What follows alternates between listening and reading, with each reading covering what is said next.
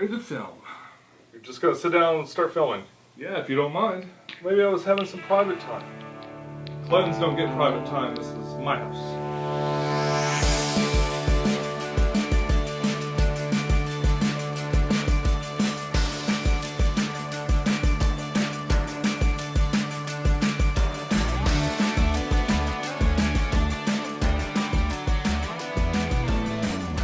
This week's story started at the post office where I received a solenoid that I wanted to use for a CO2 experiment.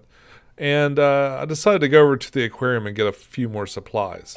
Now, I'm also scoping out the fish that they've got there. So they've got a lot of really cool stuff. And I don't know, I wanted to think a little bit about what I wanted to put in the 20 gallon eventually. And look at a couple of different kinds of fish that I haven't really noticed before.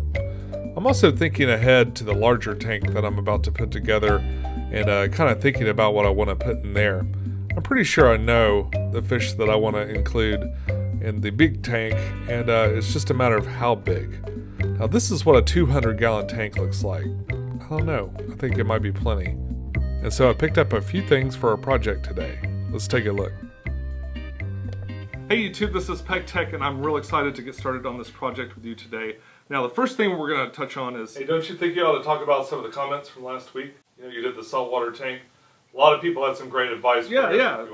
Mention it. There was good advice. Would you mind like filling in just a summary?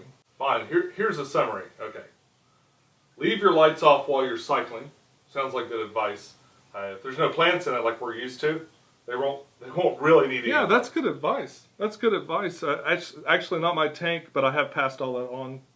Yeah, it's no big deal. I told Kerrigan about it, and she said she's going to throw a blanket over, maybe do a blackout for a little while, and go ahead and turn the lights off. But it has actually cycled. It's been all the way through the nitrogen cycle already. So, but it probably did it with the lights on. Oh, and people mentioned using a toothbrush to get the algae off. Yeah, I saw that about the toothbrush over and over and over again. There's some pros and cons on that. Some people said no, some people said yes, but an overwhelming majority of people I saw that about the yes. toothbrush. That was pretty interesting. Definitely good advice. And there was some stuff about taking the filter apart and figuring it different ways, or taking the filter mechanisms out altogether. Yeah, I am a complete noob when it comes to saltwater tanks and stuff. I don't know why I didn't think of toothbrush. You guys don't have to worry. We passed all that information on to Kerrigan. It's her tank, and hopefully she'll take good care of it. We'll see. Okay, are you satisfied? Yeah, that's good. You sure? Oh, please continue. Moving on. Okay, so before I was so rudely interrupted, Sorry. I was telling you about some of the projects I've got going on for the 20 gallon. Okay, so if you're following along, last thing I wanted to do, like I made trees in this 20 gallon with cholla wood and the spines from spider wood. Like I just trimmed this off, right? So I've got a bunch of this cholla wood, and I actually have it in an aquarium over there, sort of matched like portions, and the plan is to glue them together and then attach some spines on here. You know, I'm going to trim the spines off the spider wood, which will actually make the spider wood better in the long term. Now, most of the spider wood, again, came from my aquarium box. They sell all kinds of wood and that sort of thing, but you can get it anywhere. My local store also sells it, and I've got some from there too. But what I'm going to do is I'm going to take those more spindly parts of these off, the more branch-like portions, and I'll leave like a bigger solid portion that I can trim down and add to an aquascape. I want to especially focus on these that have the really small spindly parts that just kind of come right off and can become a branch. And then what I'll do is I'll just kind of trim this out, and I'll sand this down and stuff, and they'll still be really interesting pieces of wood. They just won't have all the little twigs all of them. I've kept this wood for a long time, and I know that these little spiny parts will rot away and fall off pretty quick anyway, leaving behind basically the superstructure of this thing. So by trimming this off, I'll actually see what this will really look like long term. This is basically the same thing I did in the 12 gallon Q&A that I did not too long ago. But I'm going to put all this aside because I want to tell you about something else that I've got going on. I'm also doing pressurized CO2. Now, I ordered this on Amazon, and it actually took a while to get here, but it just arrived today, and it is a solenoid. This is an electric solenoid. So it's got a plug. Kind of unusual looking, huh? And basically it uses electricity to turn off and on a tube that runs through here. So you run your tubing into one side and then out the other side, and it's an on-off switch. This sort of thing is essential for really controlling your CO2 and really knowing when it's going to be on and when it's going to be off. This is really a good idea. There are a lot of schools of thought on actually when to turn it off and on. Like if you're a little short on big outlets, like as I was with the Cube downstairs, what you can do is plug it into the same timer as your lights. So it comes on when your lights come on. Most people say, though, that the best scenario for this is to be on a separate timer and to come on approximately half an hour before your lights come on and then turn off half an hour before they turn off. So you want it to be offset by an hour, half hour, something like that. So that way it'll build up CO2, then the lights come on and the plants have all that CO2 to absorb, and it kind of continues throughout the day. And then it also gives them time to sort of disperse the CO2 before the lights go off and they stop producing oxygen from it. So that's basically the idea. But that being said, the Cube actually ran with this just on the light, turning on when the light turns on, turning off when the light turns off, and it's run fine for years. So I just wanted to give you both options so you can make your own mind up on that one. This is a smaller tank than the Cube, but I've always felt like the Cube was sort of over CO2'd, and that the tank that I originally put in has never run out. So it's been going for a long, long time. I've been thinking that this aquarium could probably run on a much smaller tank, so I'm going to try the CO2 size. And I've got this CO2 regulator. I believe I talked about it once on a live stream. It is an Aqua product, and it is just a simple regulator with a meter at the top, the hose out, and an adjustment knob. And this is the little CO2 tank that I got to go with it. It is a really small half-liter cylinder. It will most likely run out pretty quick, but it's also really inexpensive to fill it up. There is a little bit of an initial purchase that I was like, that stung a little bit, but the fill-ups for this is pretty cheap. But hopefully it'll last long enough to really be worth it. If not, maybe I should have got a little bit bigger one, but I'm going to give this one a try first. I also got one of these 3-in-1 things. It's a bubble counter, a diffuser, and a check valve. So I thought that might be handy. I had thought actually about splitting this up between a couple of different tanks, and I wasn't sure exactly how I do that. I got a bubble counter too from Fluval, just in case I want to go that way with it. I've got some leftovers from other projects. I've got some CO2 resistant tubing, which is important. But I think what I'm going to do, just to kind of keep the design really clean, is I'm going to put this all in one behind the sponge and take advantage of the fact that I can't see back there for the most part anyway. Alright, so let's break open some of this stuff and take a look at it. Alright, this is pretty much just a CO2 cylinder just like it looks on the picture. Really small. I'm going to just set this carefully over here. And let's take a look at this regulator. Now what's interesting, and I do have a small disposable version of the CO2 canister as well. There's this meter. It's got a valve there to adjust the flow, and of course the hose port. But what's really cool is down here, you can take this part off. Okay, I see how it goes. Alright, so if you have one of the disposable cartridges, which looks like that. Also not a tiny, this isn't really a really tiny one, but that's a disposable cartridge from Aqua. And without that bottom piece, it seems to fit on pretty well. And I think if I screwed this on tighter, it would pierce this little disposable thing's membrane. So I don't want to do that. So I'm not going to put it down all the way, but that's what happens. So you can take that off and use it on the disposable, or probably put it back on and use it with the big guy. I tell you, I'm a little concerned about the pressure. Like, so this will go first, and then have to connect here, and then the hose will go out here and go onto the tank. So the pressure between here and here could be pretty intense, and I'm wondering if standard hose will be enough to keep it. Or there might be some other ways to mitigate that, like with another kind of material, either a different kind of hose or maybe some small piece of plastic pipe or something like that. So I'm going to look at that a little bit more, I think, before I really put this into play. What's cool about these things is they screw off, so you can actually take this little diffuser plate. These get clogged up, and sometimes they're covered in algae and that sort of thing, so it's kind of neat that you can swap these out. This is a lot smaller than the one I had for the 27 gallon, but hopefully it'll work fine. Alright, so let's head over to the tank and kind of look at it over there. Really fantastic substrate, aquasolium. And I'm going to be using that as the substrate for this tank. And I am really excited to see what it can do. But more on that later. Alright, so inside of here, we've got the tank. Okay, also, I went ahead and attached the hose here. I did it in the exact same way that it went on there. This nut comes off, goes on the hose. You make sure it's flush, and you tighten it down. So, now I can really test and see how this tubing reacts in this gap under pressure. Hopefully it won't be too much and explode this or deform it or make it like kind of scary. That's all the way on, that's all the way off, so I'm going to do it like halfway and slowly release the pressure here.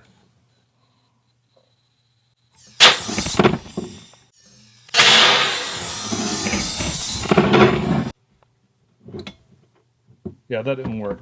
Yeah, I think I'm going to have to put this solution aside for just a little bit and figure out what I'm going to have to do to get this hose from here to here. But I can always work on the other side. Go ahead and get this attached onto the barb.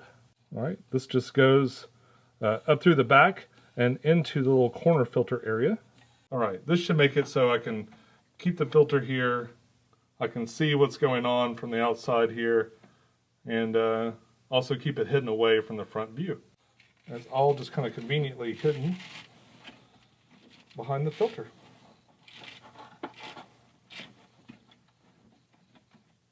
If you saw the live stream where I talked about it, what I wanted to do is sort of this forest of trees, right?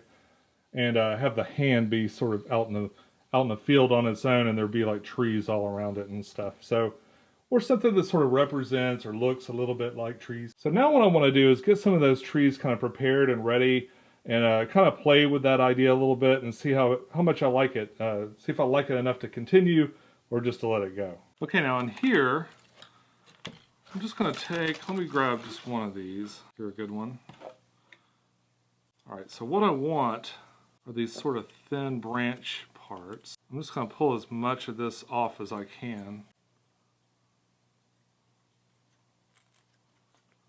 while still leaving a decent, piece of driftwood here. This one has a lot of little branches, so I'm going to whittle it down quite a bit.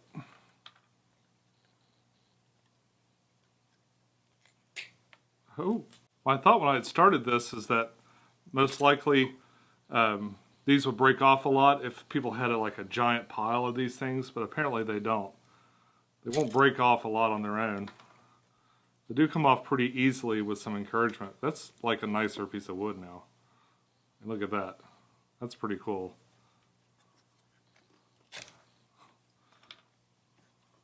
All right, so I can leave this for a future aquascape and move on to the next one. Some of these big long ones like this I can use probably in 2 or 3 different trees. Still a nice clean piece of driftwood. But we have a few more. Not a lot to take off of this one. Yep, these still look pretty good once they're through the trim. Yeah. One last one. And now I've got some branches to work with. And some cool driftwood for a future project. It's a little bit easier to store now that it's not all spiny. Okay, so I'm back from the hardware store. Yeah, earlier I had a little explosion with my hose. This obviously, it was stupid of me to believe that that would work.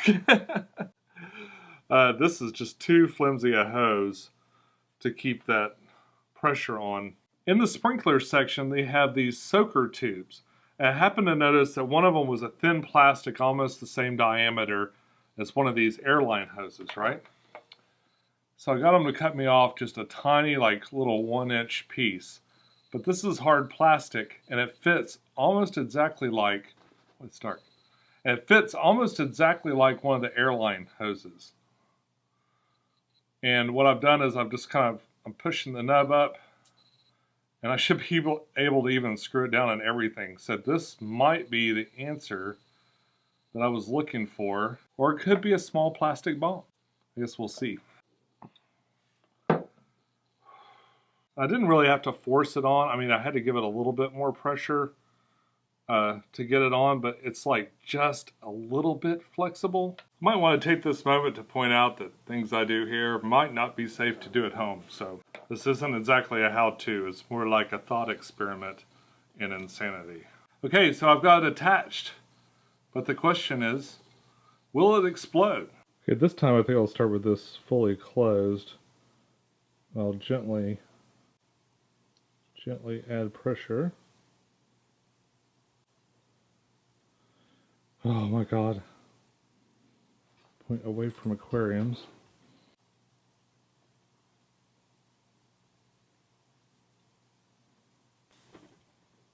I heard sounds. Oh, definitely hear a leak of some sort. Okay, so I've tightened it, but you can very obviously see that there's a bulge. There's still a little bit of pressure. Like the pipe, it's all turned off now, but yeah, I don't think this gap here is going to work. I mean, it might actually have worked if this were a little bit longer. I just got a little sample piece, and this probably could work if I could find a piece of metal that could fit that, but really trying to build that gap, I don't know if that's going to work. So this thing might be okay for like an air stone or something. I don't know why you would use it for that. Or maybe even the homemade systems that don't have quite so much pressure, but I don't think it's going to work for this puppy. May have to put the CO2 on pause till I figure this out. I'll keep this container, but I might get one of these with this built in. But I might be able to use this for my smaller one. Yeah, like the zombie head tank or something like that. Alright, so the answer is yes. Yes, it definitely will explode. This little this little piece of plastic was just pliable enough to kind of swell and swell. And I have a feeling that sometime, it wouldn't happen right away, but late at night, right when I had just forgotten all about it, forgot to be paranoid about it, that thing will explode, and then the unpressurized CO2 will just seep out. Okay, so back to the wood project. Now, with the wood, what I generally do is I'll use some super glue and attach the pieces together. I went through and I sorted through a bunch of different stock that I have and tried to find pieces that matched in sort of width and stuff, so I can more stealthily extend them by just attaching them to a similar piece. Then what I'll do is I'll figure out which side sits the best on a base. I have a few bases. I don't have enough of these to do all the trees, and I'm not sure which one will work best, but I've got these bases that were used for miniature games. You know, they were for Warhammer and a couple of other games, but I've got a couple of different sizes of these bases, and we'll see, you know, even really small ones. And we'll see if that gives me something kind of flat that I can set these on. Maybe even put rocks on top of to kind of help keep them in place. And this will help me place them and sort of plan what I want to do. I'll make as many of these trees as will fit on these larger bases. And then we'll go from there. We'll see if that's enough. And I've got two kinds of super glue. This is really good for kind of shorter projects. Like, these are basically the same.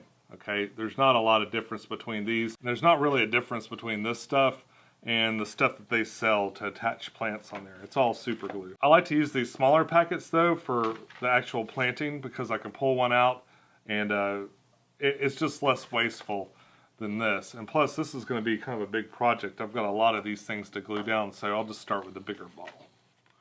Alright, so oh, this is pretty thin. Right here. The other one glued together really easily, even though it had been wet, so I'm hoping that this will be not a challenge. It looks a little thin though. I might have too thin a glue. I know I said they're all alike, but there are different consistencies and stuff that maybe would work better. I think a goopier glue would probably do this a little bit better.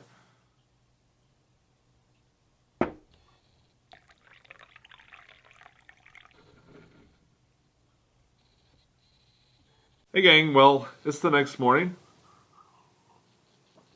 I'm enjoying some coffee. Okay, so last night I spent a bunch of time working on these, and I did manage to get them glued together. I went back to the store. I originally thought my glue was too thin, so I went back to the store and I've got the gel version of the glue that I had before.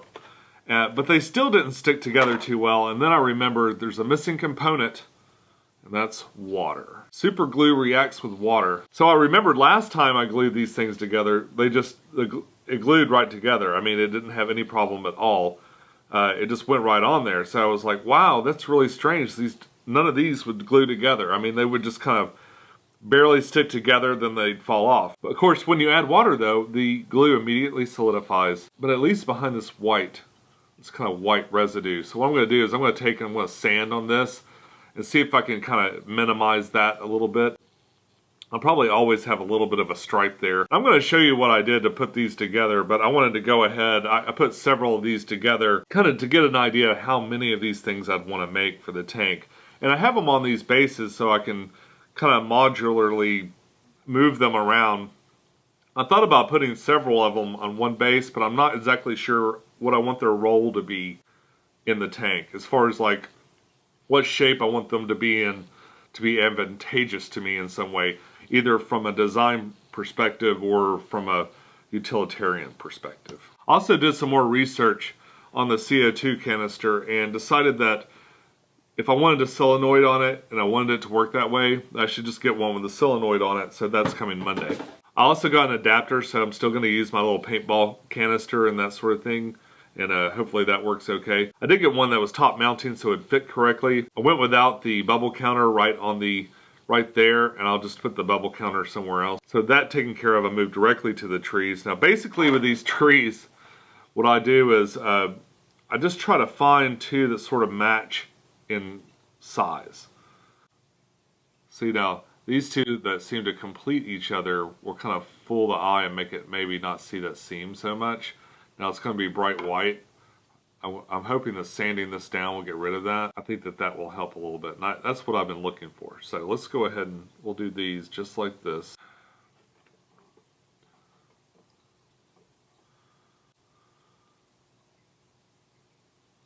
I'm going to glue directly on wet wood.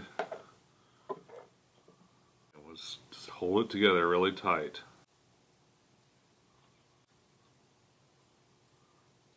That seems to have worked a lot better. Okay, for the bases is pretty much the same principle. I get the piece of wood that I'm about to glue wet. I throw some glue on there, and I've just been gluing it to these things. These are not made for this application. These are for miniatures, and I just happen to have a few of these things. I'm starting to run out of the big ones, and I don't think these small ones are really going to do it for these things. So I'd like to at least put two of these smaller ones on these bigger bases. That won't leave them very much to anchor them, but I think it'll still be enough to work out okay.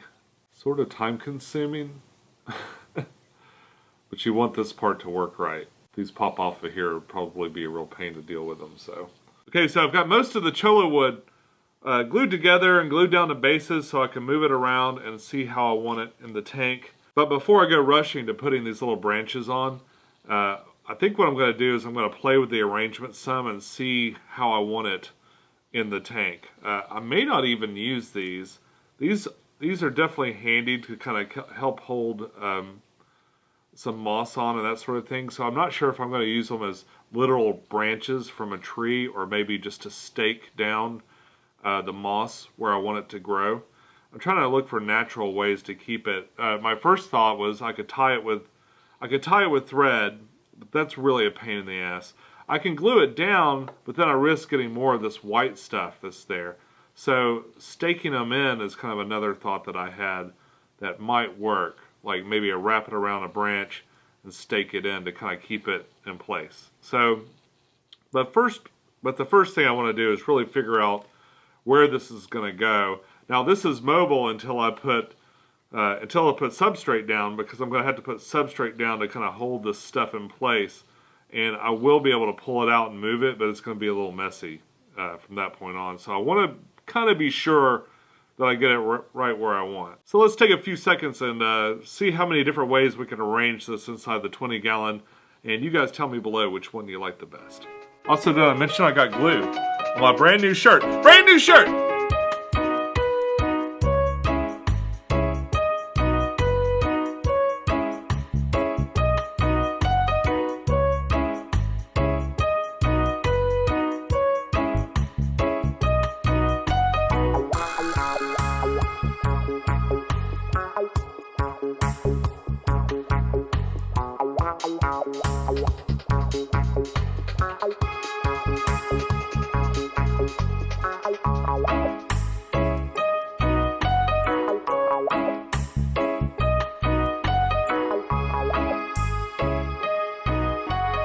That's all I've got for you guys today. I'm going to be aquascaping this tank this week.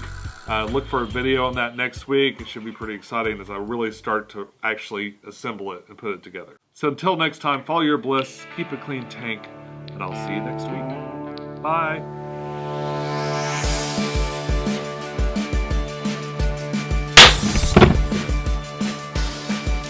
Hey, by the way, nice shirt. Why, thank you. I just got it in the mail. Official Pet Tech merchandise on Teespring. Very cool. I noticed you only had one design. There's more. There'll be more. There'll be more.